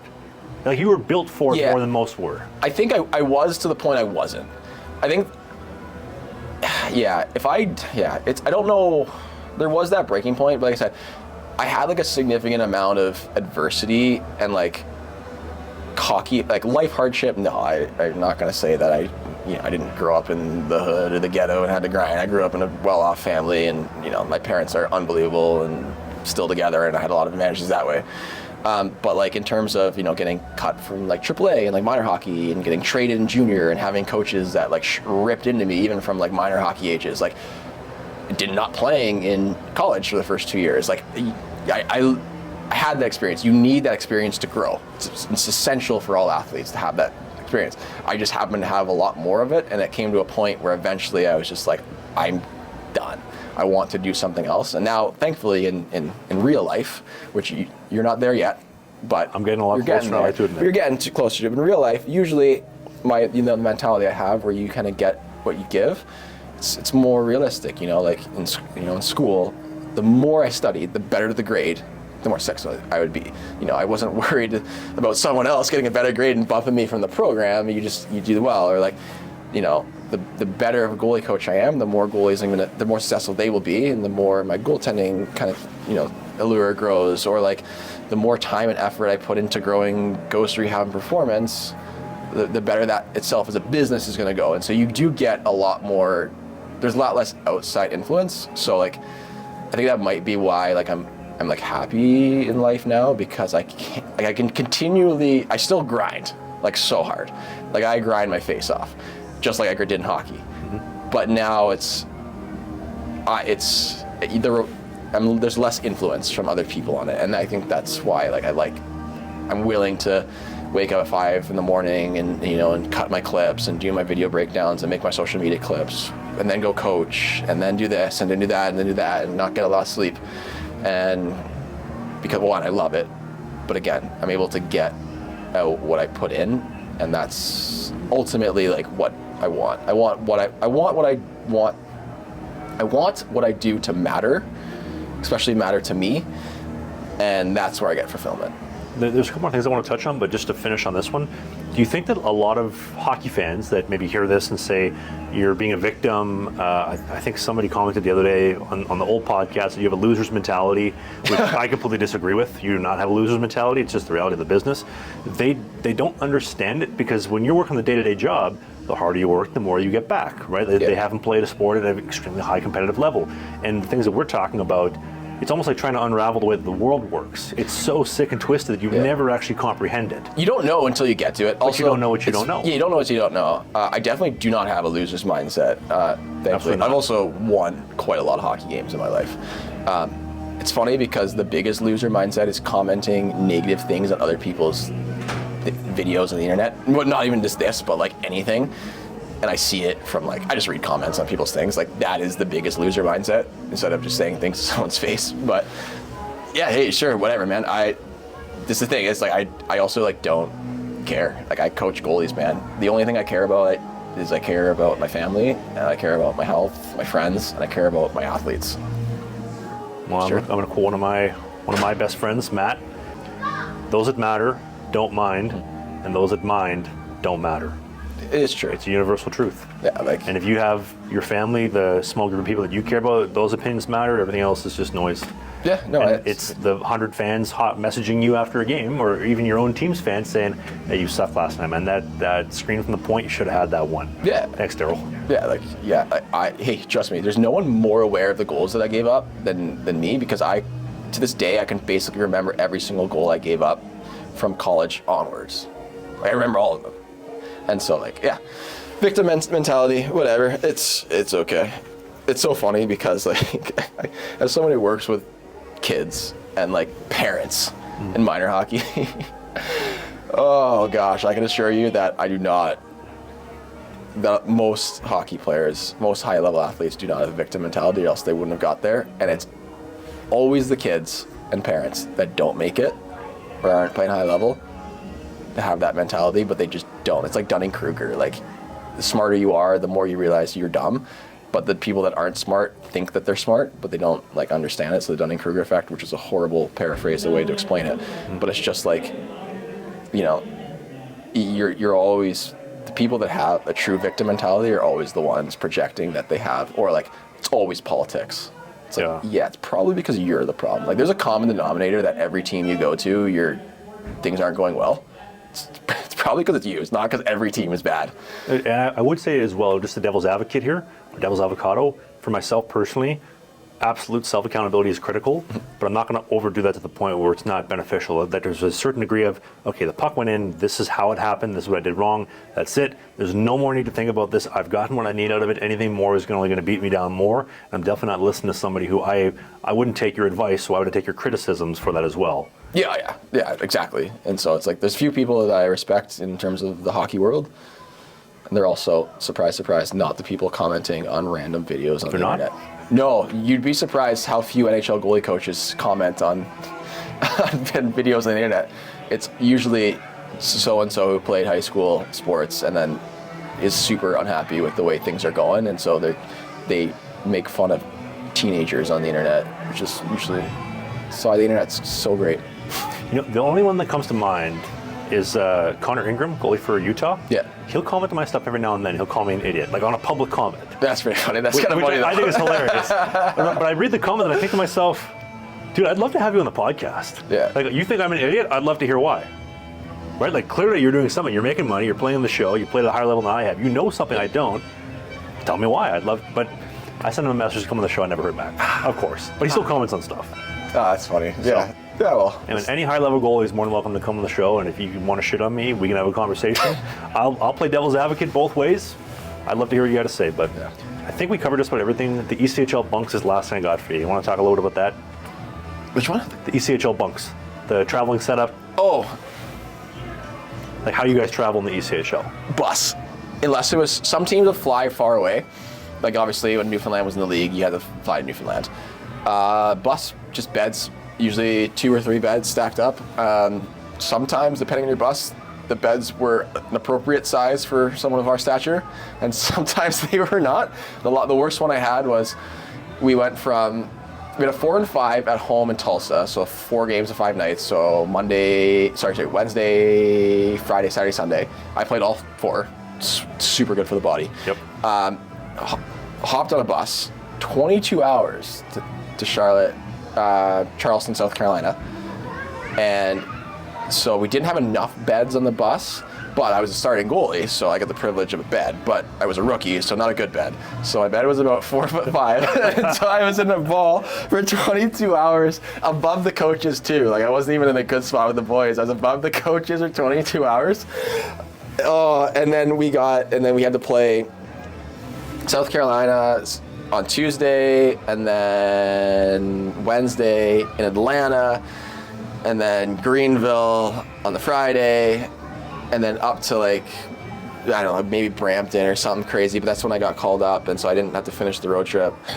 I just remember that 22 hours on a 4'5" bed as a 6'4" man is very tough for the spine. It's a bit of a handle. It's a bit, and then to still play, and then to be like, oh, you have to play peak performance after this. This is super good after eating gas station at IHOP.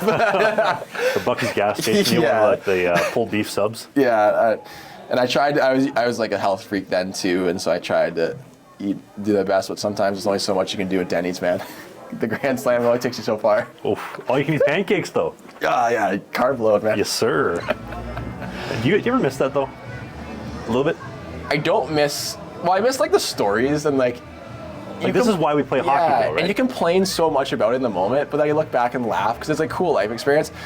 I miss going to war every day with my teammates, and like even if they're not like your best friends, you're your teammates. You're your brothers to a degree, and like you go out and you bleed, you sweat. Like I miss that, and I miss sitting in the room after a skate, like just half dressed and just shooting the shit. I miss that. Like I don't, like here it's a new city for me, so like I'm still like gaining friends. I don't play like beer league or men's league, so like I don't have that. I don't want to play men's league or beer league. It's not the same, but I just miss that like camaraderie and the laughing and the music and like the pump up music after a win. Guys are half naked, just giving her, having a good time, and you're just have a couple of beers in the room. That's the fun part of hockey that like everyone misses at the end, and I'm no different. That's what I miss. And having the morning coffee, showing up an hour and a half, 2 hours before the skate or the post-practice shower. I don't know if you were the same type of guy. I loved getting in the shower, coming out, and then a couple of the guys, we just go and run to the diner across the street or go and have a nice bite. Yeah, I just being around the team and just like that. Also, like, you are in a bubble from real life and how everyone lives. Even if you're in the coast and you're only making $500 a week, like you're to wake up and just practice and then your day's done by 1 o'clock. Like it's not real life. Now that I'm in real life, it's not real life. And so I do miss kind of just not having that responsibility and stuff at all.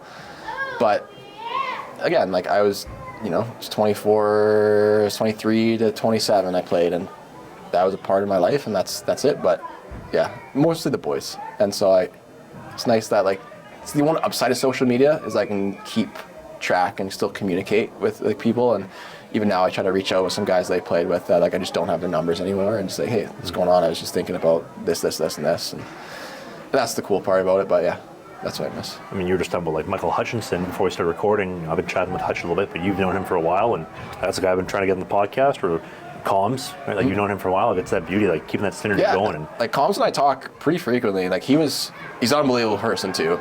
Great guy, great goalie. I'm glad that obviously the Jets are doing really well right now, and I'm glad he's playing well. But last week, comms gave up 2 not very good RVH goals, and I get a text from him at like 11:30 at night, being like, "Yo, I'm gonna get torched. I gave up 2 RVH goals," and like it's just so funny. Like I love that I can have that and still be able to talk to some of those guys and like watch them on TV. And use their clips to help teach my goalies. Like that's a cool thing to me. And like comms anytime I need, like, hey comms, we're talking about practice habits. Can you record a quick video for my goalies? Always does it. Like that's awesome. That's awesome.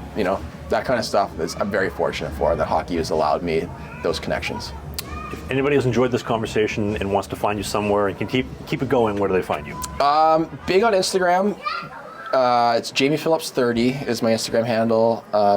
If you're interested in the hockey side, elitegoaliemethod.com, ghostrehab.com if you're on the rehab side and injuries, hockey player looking to keep yourself healthy.